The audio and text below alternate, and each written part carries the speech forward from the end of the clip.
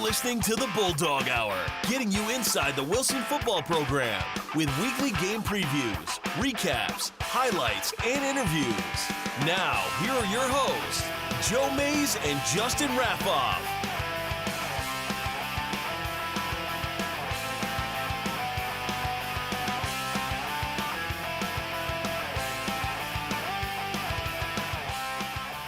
Good evening, everyone, and welcome back to the Bulldog Hour. I am one of your hosts, Joe Mays, and here with me, as always, is my co-host, Justin Raffoff. Yeah, it's great to be here. It is great to be here, isn't it? Yeah, we keep adding shows. You know, this deal. We heard it a few times on Friday night too. Of trying to keep having more shows, but that's out of our hands. Yeah, we have nothing to do with that, but we are thankful to be here, and we know we'll be here at least one more time too. Hey, that's right. That's right. So this is episode 17 of our 10th season here. 2024, the 80th season in Wilson football program history, and it's one for the record book. Seriously, We'll talk about it here in a little bit. I have some team stats and information to talk about after we recap the semifinal victory in the District 3 6A playoffs. Wilson was able to defeat the visiting Central York Panthers 28-20, and Justin and I will recap all of that. But I mean, first thoughts, Justin, it's good to be here. Yeah, it's good to be here and survive in advance, and that's kind of what Wilson did on Friday. But yeah, it's fun. We're closing in. We're going to have a show the Sunday before Thanksgiving. Which is closing in on.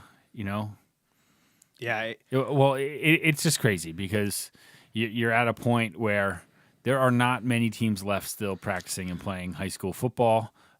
Anywhere, but especially in Pennsylvania. And the fact that Wilson is one of the teams left is pretty exciting. Yeah.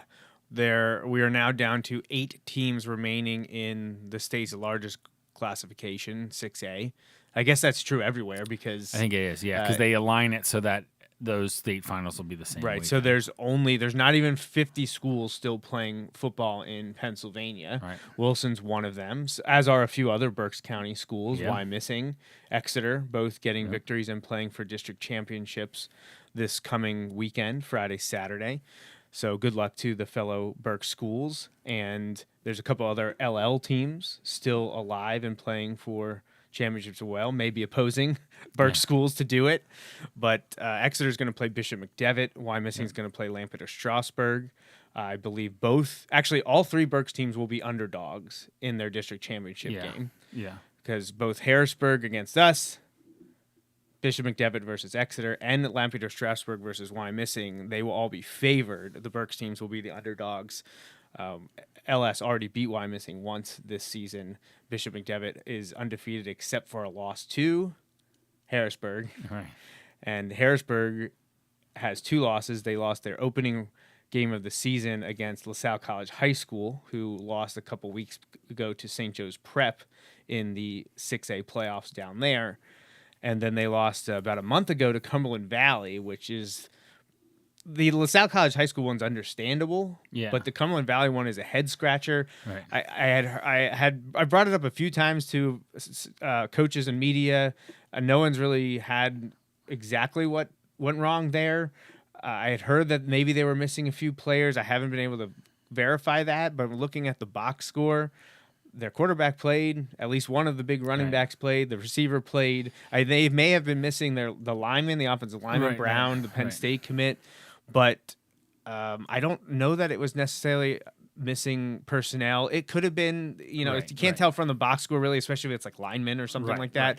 Right. But the key athletes were there. Right. Turnovers were a big factor in that game. Do it. Well, look at what we saw with Cedar Crest early in the year, where they lost to Warwick, but they had 7 turnovers because the quarterback played to start the game, but then he went out and they had 7 turnovers in that game, and they had issues with snaps and fumbles. Right. So you just never know on any given game what's going to happen, and your statement is correct. 3 Berks schools trying to fight an uphill battle, but hey, we'll at the three biggest classifications. Give in it the our best state, shot. 6A, 5A, 4A. So before we get into the full preview of the Bulldogs taking on Harrisburg in the 2024 District 3 6A championship game, we are going to thank our sponsors here at the Bulldog Hour for Season 10, starting off with my dad, Bill Mays and Mays Sandwich Shop, as well as Mike Drago at MikeDragoSports.com, and White Star Tours.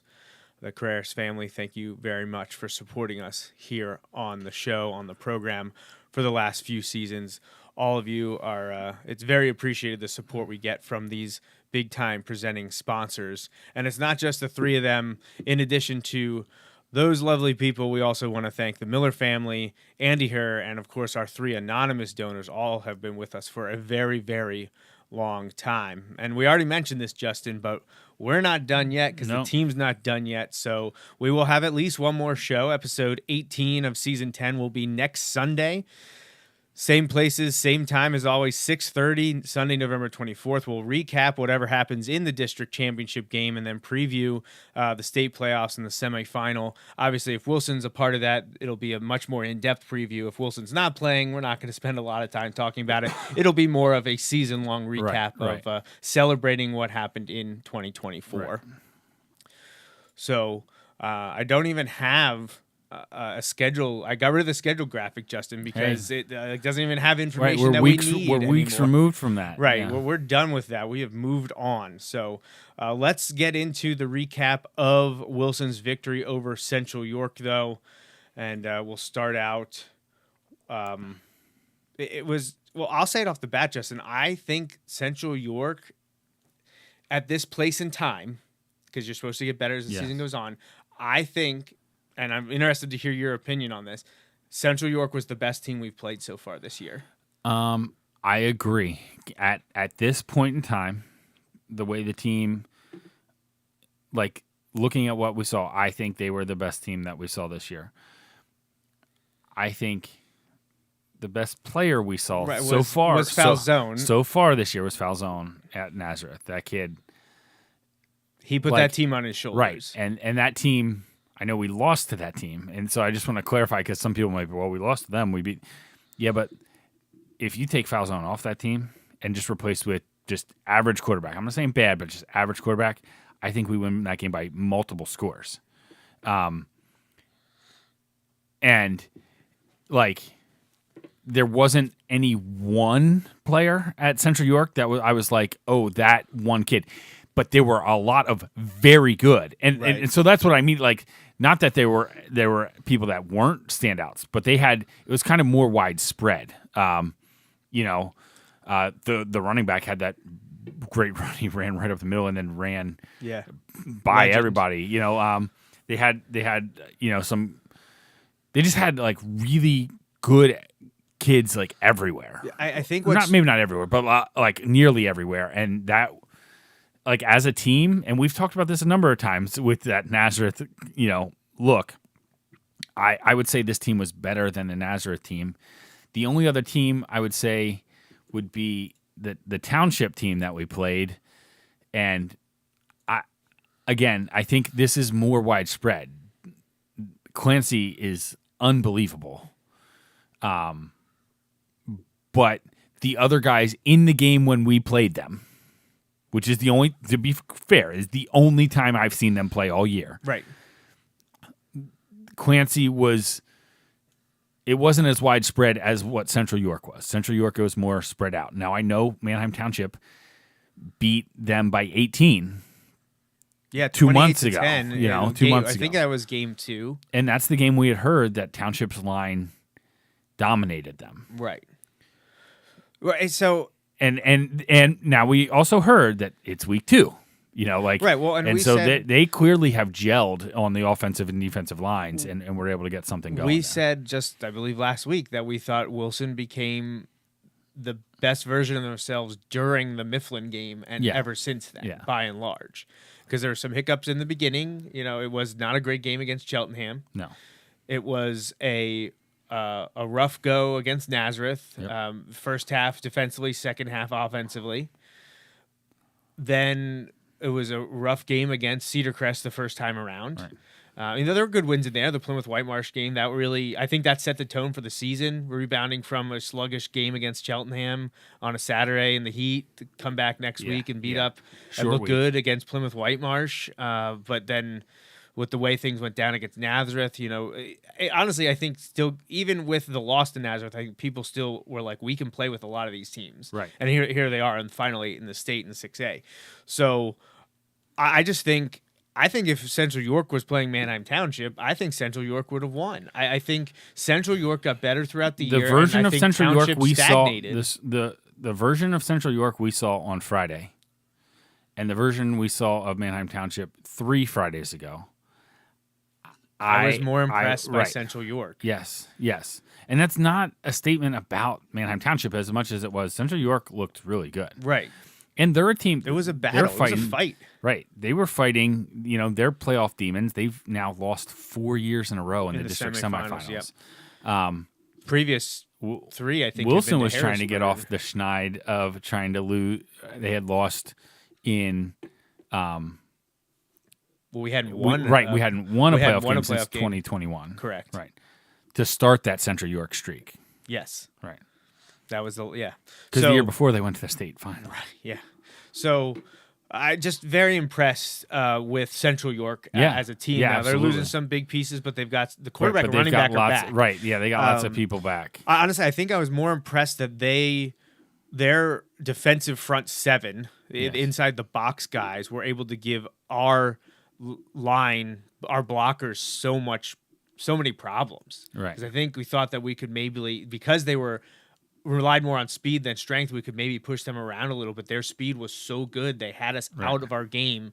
They had us discombobulated a little bit. Also, just the looks they give. I know they gave multiple different looks. They're sending different guys different times, and it was kind of hard to figure out who was getting there. I know, Coach Dom's talked about being a little too reactive and not proactive, kind of thing, or aggressive maybe. But so it's one of those things where I was impressed with Central York, and we still came out of that game with a win. So I'm very pleased. Like I said, survive and advance. Right. There were plenty of things to improve on, but yet again this season, when needed, the guys made plays. They got it done. They made plays. It's also a tough situation in a high school football game when if the team gets over midfield, they're in field goal range. Right, yeah. I've never seen that in a high school game, and that was insane. Well, let's recap the entire game now, kind of go series by series. But before I do that, because we won't talk a lot about Central York individual stats, but we talked about their defensive linemen, their linebackers, and how good they played all game. They ended up having 12 tackles for loss. Wow. Standouts were number 10, Micah Bowers, had 2 tackles for loss. Tyler Fry, number 0, 2.5 tackles for loss, a fumble recovery, a pass breakup, and half a sack. Colin Gurley, number 9, 4.5 total tackles, 3.5 of them for loss, and 2.5 of those were sacks. Saxton Sukanik, number 8, Cameron Gates, number 11, they both had a tackle for loss.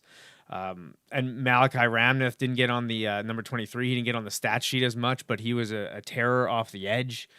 They just had some incredible athletes that became really good football players throughout this season, based on what we had heard from earlier in the year. And this is an incredible team that Central York had. They lost to Township early in the season, and then they tried to play Archbishop Hoban from Ohio, who had 8 Division I prospects at the Penn State-Ohio State game a few weeks ago. Obviously not exactly a level playing field there, but an incredible experience for them, and they had a great season. So kudos to Central York for another York title, advancing to the district semifinals, and man, they were a scary team, and with what we know they have coming back, they'll probably be right back there next season. All right, so let's run through what happened in the game. So a little play-by-play here. It was a weird start, Justin, and Wilson honestly could have taken a control really quickly. They had the opportunity to possibly go up 21-0 within the first 5 minutes of the game because of some miscues on the Central York field or side of the field. So Christo kicked off. There was wind issues again. You wanted to have the wind when you're kicking, which will come up when we talk about Central York's kicking. But the Panthers took over their first drive at their own 25. They completed a pass, but then the next play, so the second play from scrimmage, a little swing pass from their quarterback Nace to their running back Legend Johnson is caught and then ruled as a fumble. Now, I don't know if the refs actually said it was caught and fumbled or if they said that it was a backwards pass, that it was actually a rush, and he didn't have control, but it didn't matter because it was backwards. No matter what, the refs ruled that it was a fumble. Chase Herb recovered it for the Bulldogs, so defense did their job. 2 plays, -4 yards. Bulldogs get the ball back basically in the red zone. They're on the Central York 21. Wilson picks up a good gain by Akings for 8 yards on their first play. Gruber throws a pass to Akings, which is brought down for a loss of 5 yards. Gruber is then sacked for a loss of 10 yards. And during that play, Maddox got bumped and bruised a little bit that he couldn't get up and off the field, so they had to help him off the field, and because of that, he had to come out. So on 4th and 17, Mason Young came in to run the 4th down play, and he was able to pick up 10 yards, but they needed 17. Turnover on down, Central York gets the ball back. However, it doesn't last as there's a fumbled handoff between Nace and Johnson in the backfield for Central York. That ball's recovered by Brady Klein. Bulldogs get the ball back. So 10 minutes left the first quarter. Wilson already has their second offensive opportunity, and now they're inside the red zone at the Central York 19. They get even closer on an encroachment penalty. Gruber rushes. Akings rushes, but the ball is fumbled. I think that was also a funky handoff. Yeah, I think it was like an exchange kind of thing. Yeah, it wasn't clean, and now Central York took over. So Wilson had the ball inside the 25 twice in the first 2 minutes and got 0 points. Right, which at that felt point, like immediately I was like, well, things were going our way, but 2 times in a row now. 0 points. Well, and those are the things where I immediately was like, ooh, because I thought, and I said this to you before the game, I felt like if Wilson played well, I thought we would win. But I didn't know that we could squander, let's say, conservatively 10 points, but possibly 14 points. I didn't know that we were going to be more than 14 points better than Central York, and I'm like, oh gosh, we just blew an opportunity, and I feel like you also, momentum swings a little bit because now they've had 2 huge mistakes in their own end and we're still even, Yep. So, that's when I started to get worried. Yeah, you're excited because the defense is forcing a fumble and then recovering a fumble that they didn't really do much to cause, but they got the ball. Offense just wasn't able to do anything with it. So you're not feeling great. You're not feeling great. So Central York gets the ball again, starting at their 12-yard line. They start to slowly drive down the field. But on 4th and 14 from their own 25, after a few sacks and incomplete passes, the punter, Matthew Parker, who's also their kicker, which we'll get to shortly, the snap is low, and he goes to field it, and when he gets possession of the ball, his knee is down. Yep. So in high school football, you're down. It doesn't matter that you were trying to just pick up the ball on a low snap. If your knee's is on the ground and you have possession of the ball, the play ends. And our coaches are yelling it, and the refs were essentially at the same time they're saying his knee is down, the refs were bringing the whistle to their mouth to say, play's dead, turnover on downs. So Wilson gets the ball at the Central York 13. So Wilson's first 3 drives started at the Central York 21, the Central York 19, and now the Central York 13. Thankfully, it takes just a couple plays for the Bulldogs to get in the end zone. Drive started with 5:07 left in the first. Akings picked up a yard. Next play is a penalty and encroachment on Central York, so it's 2nd and 4 from the 7, and Gruber finds Zulinger down the Central York sideline for 7 yards for the touchdown. Christo Hunsaker's kick is good, and the Bulldogs lead 7-0. So at least they were able to get the end zone on that one on the third try inside the 25. But it wouldn't last, Justin, because we see the breakaway speed and talent from the Central York offense. Christo kicked it off for a touchback. Central York started with an incomplete pass and then a false start. So they were facing 2nd and 15 from their own 15. But then Brooklyn Nace found Colin Gurley for 9 yards. Then on 3rd and 6, he found Gurley for 10 yards on a first down. And then on 1st and 10 from their own 34, Nace found their speedster, Brendan Smith, 66 yards down the sideline, the Wilson sideline. Touchdown, extra points good, and all of a sudden it's 7-7. We're back where we started. Yeah. Wilson gets the ball, isn't able to do anything, goes 3 and out, punts it away. Central York gets the ball back, and there's a few penalties traded, a couple rushes, a couple passes, nothing major. Matthew Parker punts it and goes out of bounds in Central York territory. So Bulldogs start over near the end of the first quarter, which ends 7-7. Wilson continues into the second quarter, is unable to do anything, has to punt it away again, another 3 and out. This time, Central York gets it at their own 16, but puts together a nice drive. First up, Legend Johnson rushing for 6 yards. A couple plays later, Tyler Fry rushed for 4 yards. A few plays after that, Brooklyn Nace, the quarterback, rushed for 7 yards. Brooklyn Nace completes a pass to Brendan Smith, their speedy wide receiver, for 8 yards.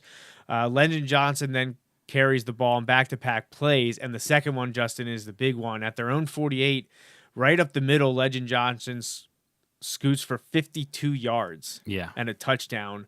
Parker's extra point is good, and all of a sudden the Panthers lead the Bulldogs 14-7 on an 8-play, 84-yard drive that took just under 3 minutes. Yeah, and I'm trying to think. People were not feeling good at that point. I'm trying to think, when was the last time we had trailed in a game? That's a great question. Because we didn't ever trail against Township, did we? We were tied, but we never trailed. I don't think so. They tied or got close, and then we didn't trail against McCaskey. We didn't trail against Penn Manor. Was it Nazareth?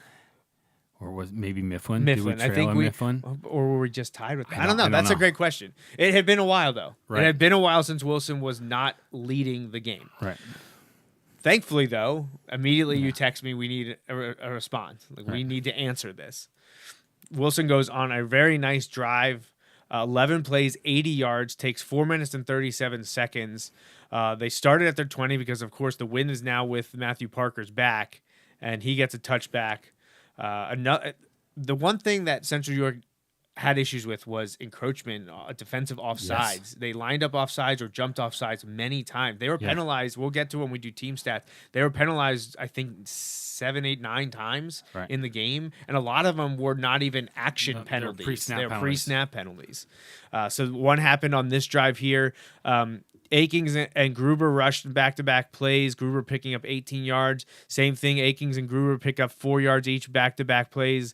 Greer gets in a rush for 3 yards. Back to Maddox for 2 yards. Then they try a couple passes. They complete it to Zulinger on back-to-back plays for 15 total yards. Now we're on the Central York side of the field. Then encroachment on Central York. False start on Wilson. But we're at the 28 after those Zulinger catches.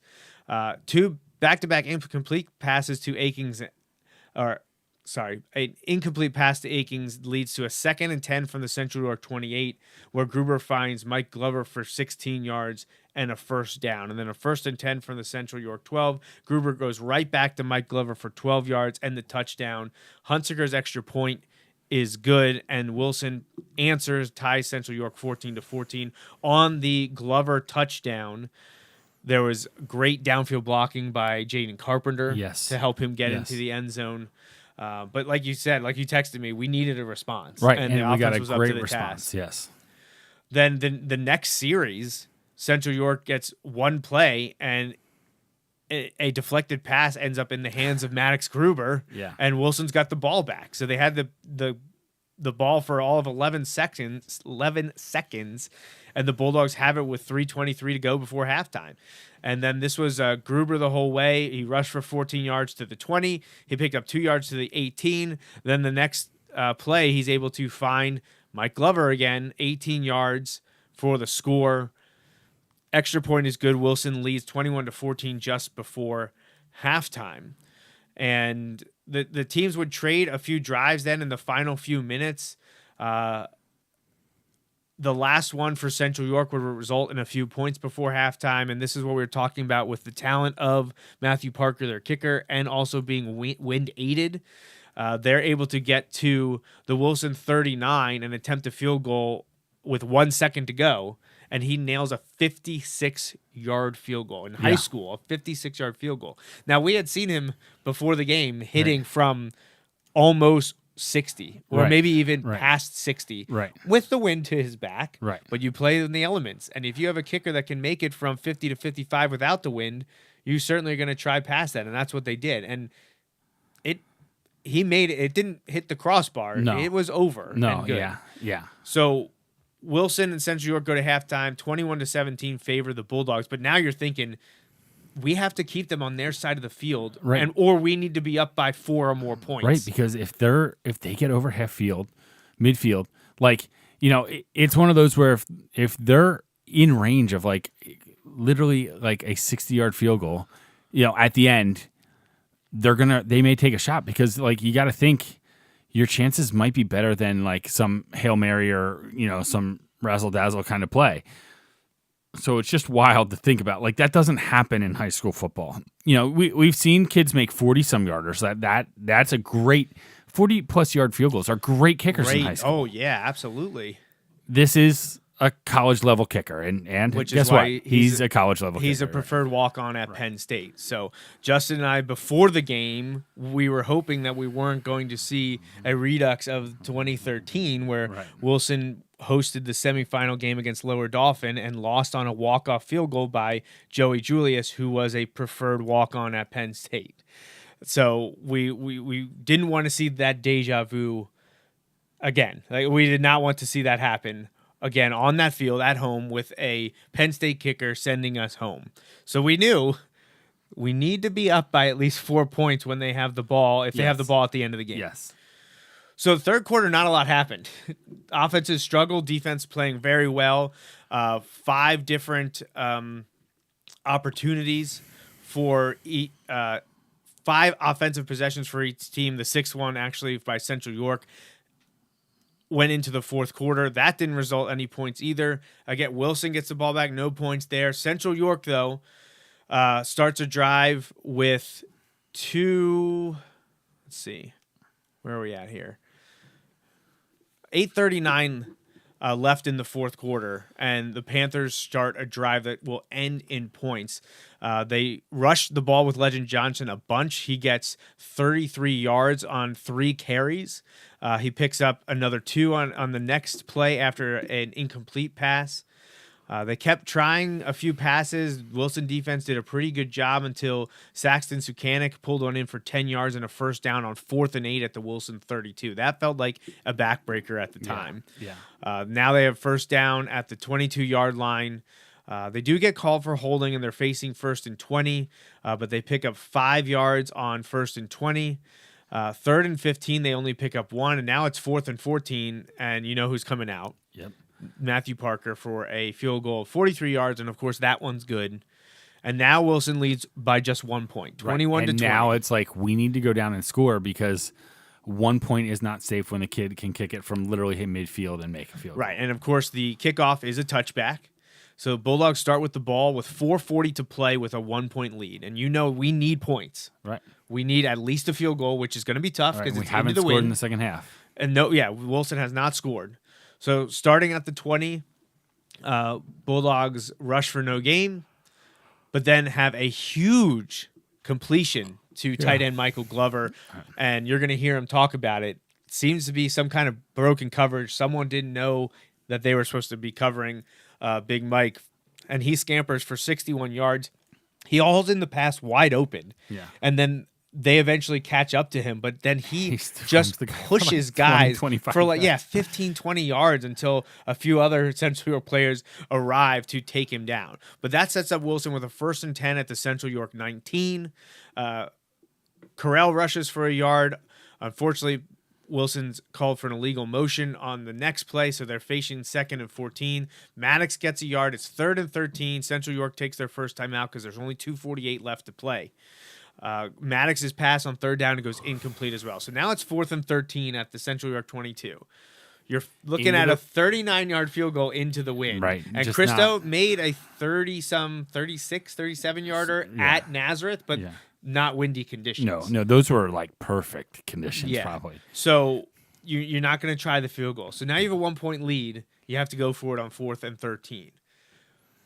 Maddox completes a pass to senior tight end Cam Zollinger for 16 yards. Right. Beautiful. I mean, and Cam talked about it too.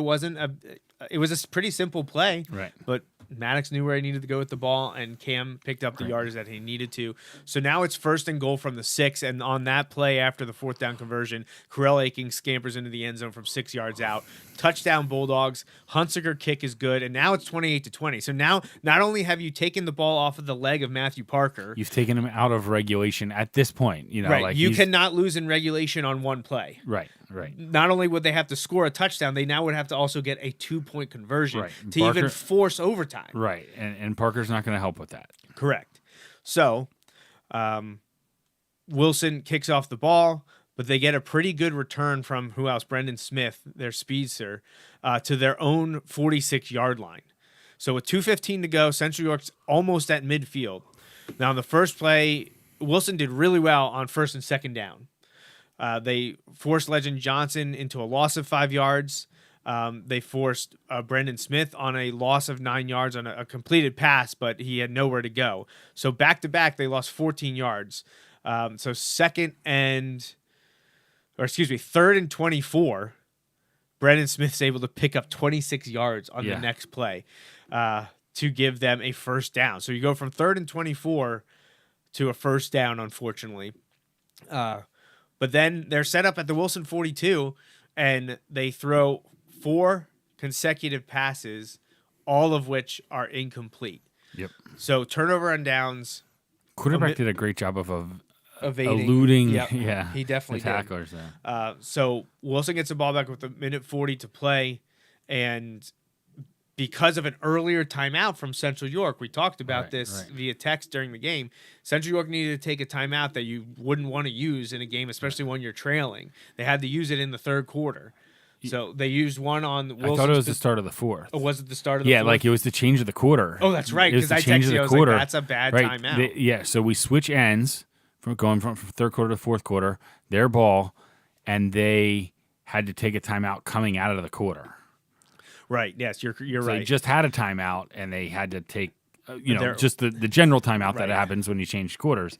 They had to take a timeout, and Yeah, it that's was a 1-point game.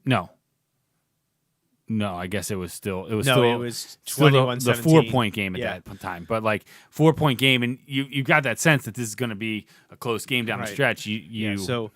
So they burned one to start the 4th quarter. Right. They burned one on Wilson's last drive Right. when they thought that they were going to stop us and they needed to conserve some time. Then they used another one.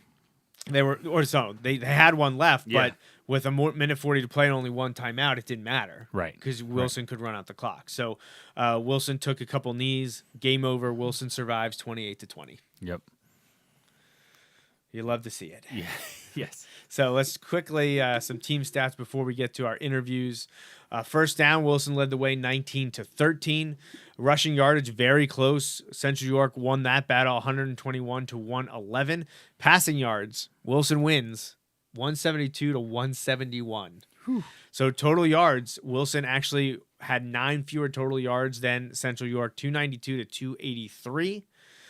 Time of possession favored Wilson 26-46 to 21-14. I mentioned the penalties. Central York had 9 penalties for 56 yards. Wilson only had 3 for 25. Of course, accepted penalties. Both teams punted 5 times. probably the biggest thing was neither team was great on third or fourth down. 4 of 14 and 1 of 3 on third and fourth for Central York. 5 of 14 and 1 of 3 for Wilson. Believe it or not, Central York never had a red zone scoring chance because their touchdowns big plays. were bigger plays. Wilson was in the red zone 6 times, but because the first 2 ended without points, they only converted on 4 out of 6. Right. Both teams were very active in the backfield. Central York sacked Wilson quarterbacks 5 times, and Wilson sacked Nace 4 times. So individually, let's look at defense first. E.J. Brownback and Ethan Harding tied for the Wilson lead with 7 total tackles. Each also had a tackle for loss. Ethan had a pass breakup, and both players also had a sack. Christo Hunsaker was next with 6 tackles and a forced fumble. Chase Herb had 5.5 and a fumble recovery. Brady Klein had 5 tackles, 1 for loss on the sack, and a fumble recovery. Mel had 3.5 tackles, 3 of them for loss. Monty Greer had another pass breakup. Cam Zollinger had 2 tackles, 1 for loss on a sack, and Maddox Gruber had an interception. So another good team defensive effort. Other than those 2 big plays, they played a really strong game. Yeah, absolutely. You take away the Legend Johnson run right up the middle and that one big pass that Brendan Smith was able to take to the house, they bottled him up most of the night. Yeah. Offensively how many total yards did you say they had? 292, I think it was. Right, and probably like 130 some yards of it ish came on 2 plays. It was 292. So individual offensive stats, Legend Johnson had a 52-yard run and Brendan Smith had a 60, so 118 yards. Right. Of their 292 came on 2 plays. Right, yeah. So it's a third of right. Essentially a third of their offense came on 2 plays. Not too shabby. Legend Johnson, because of that big 52-yard touchdown run, had 123 yards rushing on the night. Wilson had more of a team approach. They rushed for 111 yards total. Corral Akings led the way. With 45 and a touchdown. Monty Greer was next with 35. And Maddox, because of the sacks, ended up with 24. Passing, Maddox Gruber was 13 of 24, 172 yards, and 3 touchdowns. He hit 2 of his tight ends 5 times each. Mike Glover had 5 catches for 117 yards and 2 scores. Cam Zollinger had 5 for 49 and a touchdown. And Corell Akings and Jaden Carpenter also had a reception or 2.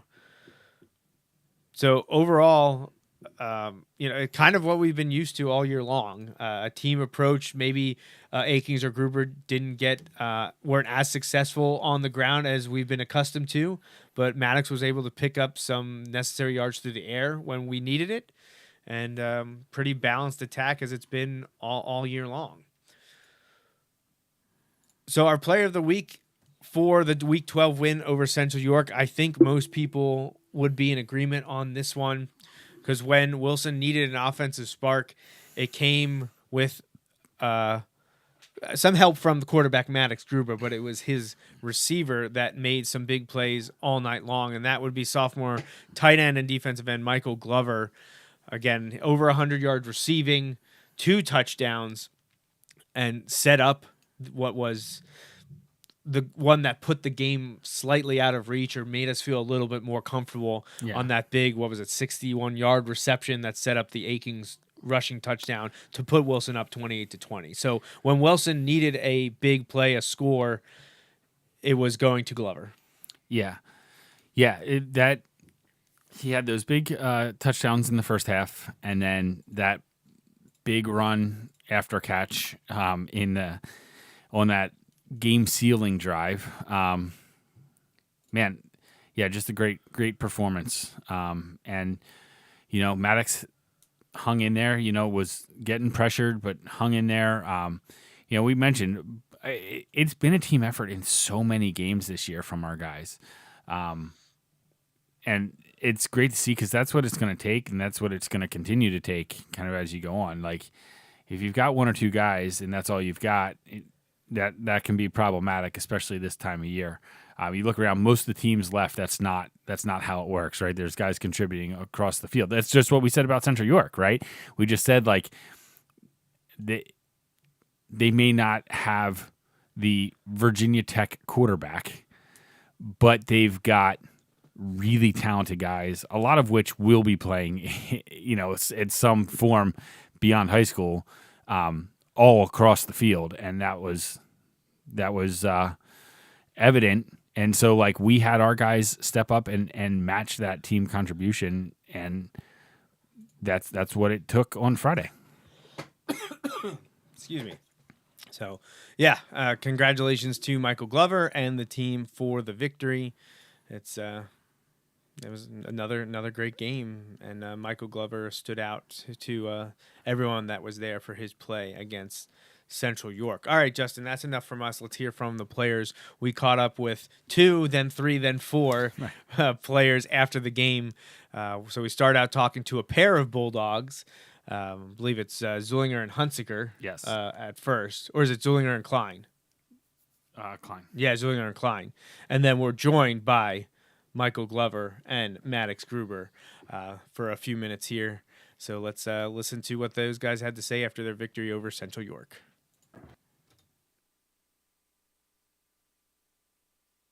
Hey, these celebrities viewed by everyone, but we wanted to talk to you guys because seniors going out on top. We talked about it before we started airing. Only guaranteed 4 home games, and yet somehow you went 6-0 on this field this year. What's it feel to go out on top your last time at Gursky? I mean, it's special. I can say this for Z and myself. We've been playing here since we were in 2nd grade. This feeling, playing on this field and giving it a good way to end it on it's surreal. It's, like you said, they told us we had 4 games and we went 6-0. This is so special to me and all the other seniors on the team. And to add to that, like, nobody outside of Wilson believed in us. We had a young team coming in, inexperienced this, too many guys. Like, now what? What do you say now? We're going to make an even bigger statement next week with that trophy. You already won Section 1. That's fantastic. But District 3 has been elusive. I haven't won it since 2016 here in West Lawn. So it'll be great to see. Cam, you actually tied Mike. Jump in here, Glover. Cam and Mike, 2 of our big-time tight ends here at Wilson, both had 5 receptions. Each scored a touchdown. Both of you on the last drive, what ended up being really the clinching drive there at the end. Huge breakaway play from you, Mike. What happened on that play when you broke open in the secondary and flipped the field? I'm not sure, man. I had a go route. I think they might have blew the coverage. I was open. Maddox made a great throw. We connected. I did what I could to get more yards. 2 touchdowns earlier in the game to set the tone in the first half. But Cam, I don't know that there was a much bigger play than your 4th and 13 reception. Walk us through that play and how you got picked up the first down. I had an out, and I knew it had been there earlier in the game. Maddox found me. I was a little bit short. I knew I had to find the sticks, get there. And if I got there, he would find me. And it was a perfect ball. Watching that come in, perfect tight spiral right past the defender's hand. Couldn't have been a better placed ball. All right, Maddox is joining us now. We just talked to one of your tight ends here about the great 4th down play from his perspective. What did you see on that 4th and 13? I just had to get the ball to my guy Cam and let him make a play. That's what I did. How do you feel? You took a pretty big hit, and we were really worried about you. I mean, I don't feel it right now. I feel good right now. I got right back up, so. Well, the I think toughness. that adrenaline was going a little bit. Absolutely. Hopefully not too sore tomorrow. I gotta watch it. I'm sure my buddy here got that for you, right? Yeah, you got that one. May have not gotten your interception. We won't talk about that. But big night for you again, Maddox. The interception on defense was huge. But you're picking up 4th down plays. You're picking up with your legs again. I'm trying to pull up your individual stats to see where you were tonight. And last page, of course, Maddox. You 172 passing yards, 3 touchdowns, net rushing only 24 because you were running for your life throughout the evening, but making plays. How does it feel? We talked to these guys initially. Then Mike joined us, but he's not a senior, and you are finishing the season here, your senior season, 6-0 on this field. It was great. I mean, I always knew we could do it, so I believed in my guys, and that's what we did. I believe at this moment, maybe it's not official, but I think we know you're going to be playing the Harrisburg Cougars, and they've been a thorn in Wilson's side for about the last 6 years or so. Talk about the opportunity to play a team that's as talented as Harrisburg is. I just can't wait, to be honest. The district finals, I just can't wait. For me personally, I have really high hopes for this game because freshman year, we beat Central York, went to the district chip, and we lost to Harrisburg. And I'm not letting that happen again. As a team, we're not letting that happen again. Well, guys, don't know exactly where you'll be playing or even when yet, but we know you will be playing in the District 3 6A Championship next weekend. Congratulations on the win tonight. Good luck next week, and I hope we get to talk to you guys again at least one more time. Thank you so much. All right, so that was our post-game interview with some Wilson football players after their victory over Central York. We also were able to catch up with head coach Doug Doms for a couple minutes after the win, and we're going to play that for you right now. All right, joined post-game with Wilson head coach Doug Doms. Coach, congratulations going back to the district championship.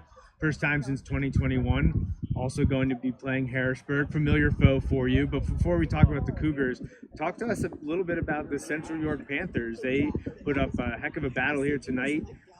Did they do what you expected them to do offensively and defensively, or was there a few wrinkles in there you weren't aware of? They did what we expected. Unfortunately, our offensive line was waiting to see what they were doing instead of attacking. So we were catching them. Their blitzes were beating us because you got to be aggressive against teams that blitz. So we had a little trouble with them. And I mean, hey, number 4 is a heck of a linebacker, But when we started getting after him, that was a different story. But you can't sit and catch teams that are going to blitz like that. Tell us about your quarterback, Maddox Gruber, the toughness that he has on this field and his ability to operate the offense. Maddox is Maddox. He makes things happen. He's slippery, finds the receivers, plays defense. He's just an all-around heck of a good football player. What was the main thing you wanted to take away from your vantage point on defense, their offense? What was the big thing that you wanted to focus on stopping? We wanted to take away 13-0, which are their 2 fast receivers, which for the most part we did. 13 beat us on an out and up on the one where our safety got a little flat-footed. But then they just started running 28 a lot more, which,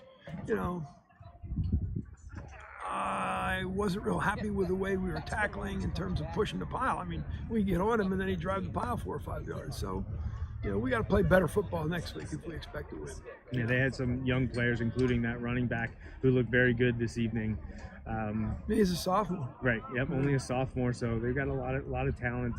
It feels like it was a different defensive style of play that they showed you than maybe we've seen recently. At least in terms of the bodies, they had much more athletes than big bodies. Was that some of the problems with the offensive line? Other than the nose was the only one that was a lineman. The rest of them were all, like you said, 9 and 23, and they're 6'3", 230, and 6'2", 215, and they're athletes that could run.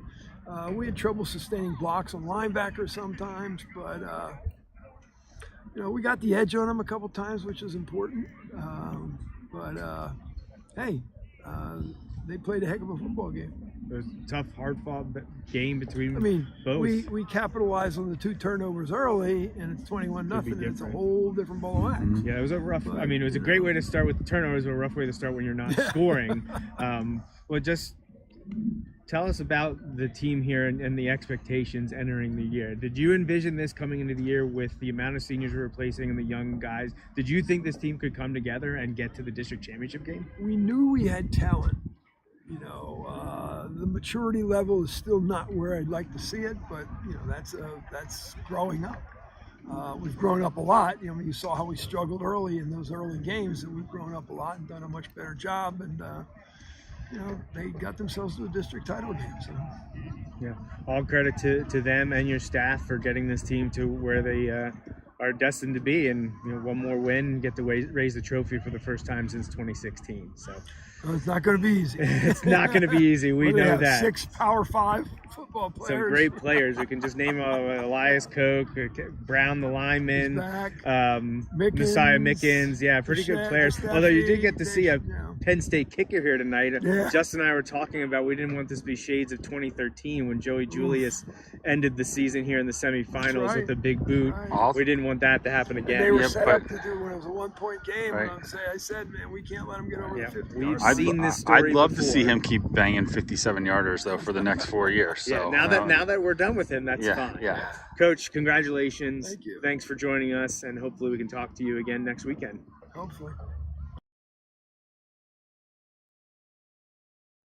All right, so that was our interview with Coach Doms after the win, and now we're on to Harrisburg. So before we do a quick Harrisburg preview, I did put together a few notes on things that have happened with the team so far, especially relating to the district playoffs here.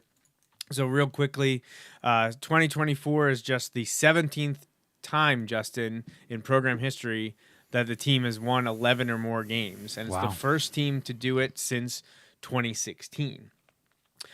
So 17 times in 80 years it's happened. Coach Doms has led the team 10 of those 17 times, including I think it was 7 in a row from 2008 through 2016. Well, I they remember won we used at to, least 11 we used games. to run those things of like kids were getting a full extra season worth season, of football games. It was crazy. Yeah, and if you played as a freshman during those years, people like John Fox and Ike Schonauer, who played on the 12, 13, 14, 15 teams, those 4 teams that all won at least 11 games or more, they won more games than they were guaranteed to play. Yeah. They won more games than they should have only been able to play 40 games. I think they won like 46 games or something like that. So absurd. But Coach Doms has led the Wilson football program to their 17th season with 11 or more wins, and that's the 10th time that he has led the team to that. And obviously they were perfect through LL Section 1 and remained undefeated all time against Penn Manor and now Central York. This was the 5th time Wilson's played Central York and has beaten the Panthers every time they've met. And Close obviously calls the last couple they've times. all been in the playoffs. Right. So we've ended Central York season every single time we've played them. And now the last 2 times we've played them, it was a nail biter in the semis to go to the championship. Right. All right, then I have some individual statistics here to point out. First, we're going to start with Maddox Gruber. Of course, quarterback, running back, receivers are a lot easier to keep track of, statistically speaking, than linemen and defensive personnel. But so these are the ones I could put together today as I was going through this.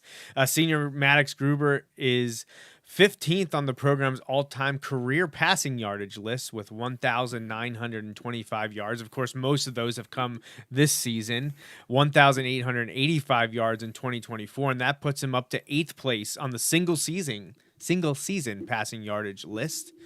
He's 3rd currently for the program's single season quarterback rating. That will fluctuate obviously with the next game. Could go up or down. Hopefully it's going up. That probably is a good thing for Wilson.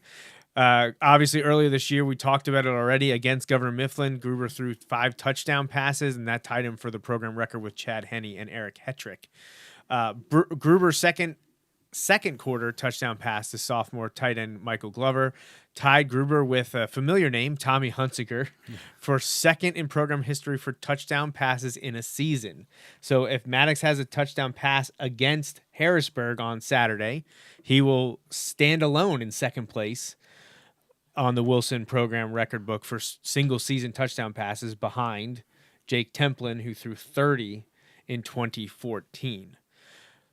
And obviously, Max Gruber's not just a quarterback, people. He's also a really good defensive back, and he is now 16th on the program career interceptions list with 8. He had 1 in Friday night's game. That gave him 5 in 2024. He can continue to climb. It would be nice to see him get 1 or 2 more this season to climb even higher on single season and career interceptions lists. a lot of the people that Gruber interacts with as quarterback are also making names for themselves this season. Junior running back Corell Akins is the 24th running back to rush for 1,000 or more yards in a season. He's up to 1,060 here in 2024. Akins is also tied with running back Michael Sensenig from the fall 1972 team for 22nd on the program's all-time single-season rushing yardage list. Michael Glover, our player of the week, and I'm sure many people's offensive player of the week for his efforts against Central York. He's up to 39 catches for 648 yards and 6 touchdowns in his sophomore season, and the yardage total ranks 11th on the program's single-season receiving yardage record list. So pretty good. A few more catches will get him on the single-season catches list. More yardage will continue to see him climb into the top 10. And 6 touchdowns already as a sophomore here. He's got 2 more years to go. He should be rising up the career touchdown list over the next few years as well. All right, so let's take a look at it. Final 2 teams standing in District 3 6A are your Wilson Bulldogs, playing familiar foe, the Harrisburg Cougars, out of the Mid-Penn. Harrisburg is 10-2 on the season. We talked about it earlier this show. They lost to LaSalle College High School in Game 1, and then they lost about a month ago to Cumberland Valley. And the Bulldogs will be the home team as the higher seed, number 2 to Harrisburg's number 4. Yes. And once again, the number 1 seed not winning the district championship. That's happened only one time in 6A since the 2016 debut of the 6 classifications. So the game will be played this coming Saturday, November 23rd, 1 o'clock at Don Thomas Stadium. That's Exeter Township's stadium. So not a far drive for the Bulldogs. We're not going to complain about that. Much better than going to Severance Field on a Saturday at 1 o'clock. Yes. I will take it. So we thank the Exeter. So will I, since it's my turn to drive. That's right. Yeah, we'll thank the Exeter staff for hosting the game. So make sure you get there. And I know that discussion has come up. Like I know and this isn't just with the Wilson game, but it is very limited in where District 3 can choose from for these championship games at all the classification levels, because there has to be teams that are willing to host, and those are getting fewer and fewer, and so it is hard for them to find places. So we thank Exeter and their staff and Mr. Legath and crew over there for being willing to host that game. Yeah, and if people are wondering why it's on Saturday, does that help Harrisburg? Maybe it does, but the reason it's on Saturday, at least this is my thinking, is, well, they didn't want to have Exeter hosting a game while their own team is playing somewhere else, because the people that have to work the game probably want to be at the game. Right, exactly. So could they have flipped them? Sure. But then it's more likely Exeter would be like, yeah, we're not if we'll host if we don't have to do it during our championship game. Right. So that is my assumption as to why I could see that makes sense. Had to be on Saturday. So it's Wilson Harrisburg, Saturday, 1 o'clock at Exeter. So on BulldogHour.com, I have a historical, series history, a rivalry with Harrisburg. The Cougars lead the rivalry series 6-4, and they have won the last 4. Wilson started out strong when I was a sophomore with a victory on a rain-delayed and heat exhaustion field event in 2000. Then obviously I know we all remember the 2007 district semifinal loss at Severance Field in overtime. You can revisit why we all remember that on BulldogHour.com. I have the articles clipped here, as you're going to see as we roll through. Wilson also lost to Harrisburg in 2012 during the regular season, but got revenge in the district championship that year, beating the Cougars 39-14. Next year, Wilson went to Harrisburg and won 38-21 during the regular season. Wilson absolutely blew them away in 2015 in the district playoffs before Harrisburg went on their run here, ending Wilson's season in 2018, 2019, 2021, and 2022. Yeah. So we didn't see them last year in 2023, but now here we go.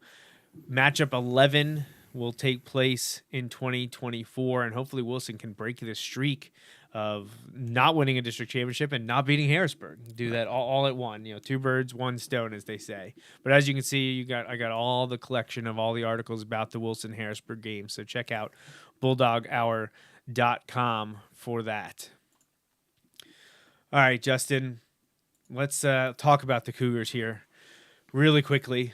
I think we know by and large some of the names. You heard Coach Dom say it. I said it. They've had some of these kids for a few years, and they've been big names for a few years. Right. It's unbelievable. Talent and high level talent all over the field. Yeah.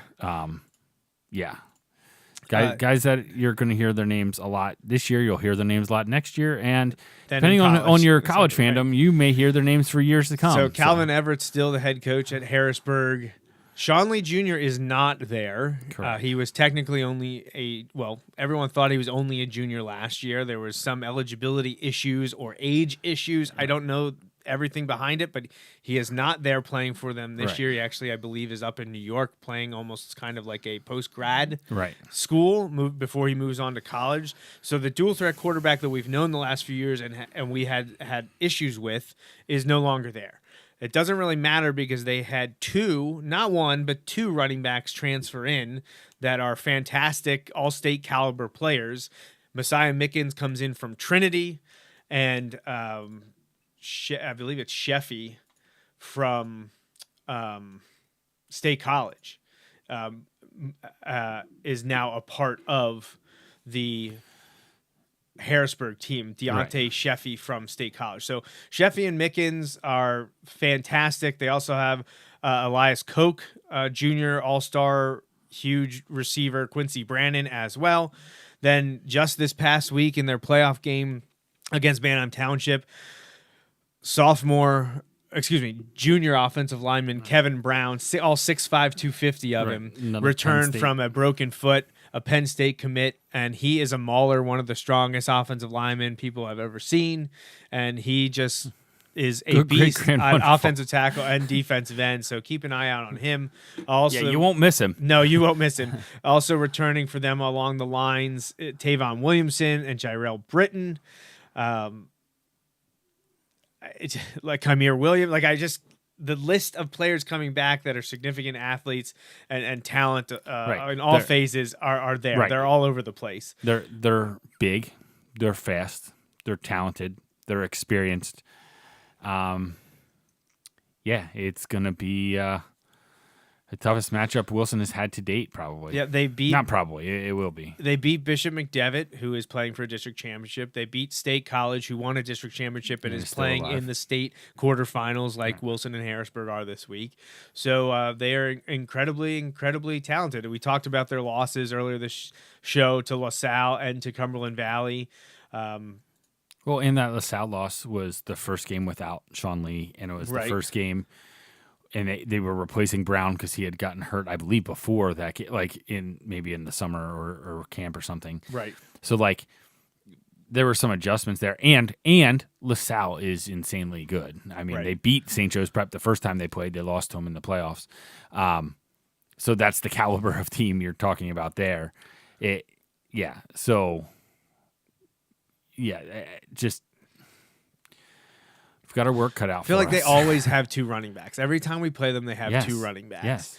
Yes. So no Sean Lee, cool, but they have Jion Lewis, a junior. He completed 101 passes for 1,560 yards, 16 touchdowns. He did throw 8 interceptions, including 4 against Cumberland Valley, leading to that loss. Koch is their leading receiver. With 40 receptions for 676 yards and 7 touchdowns. Brandon is next in terms of receptions, 27 for 313 yards. He also has 3 touchdowns. So keep an eye on number 1 and number 7 out wide. Rushing yardage leader is Messiah Mickens, the junior running back. He's number 2. Also will play defensive end. He's rushed for 944 yards and 14 touchdowns.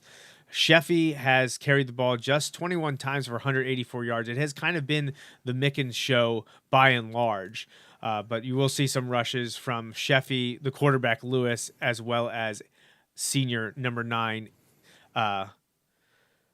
Nehemiah Ewell. So, again, if it's a low number, 1 to 9, be afraid of them. Right. Like from a fan standpoint, there are some big time players.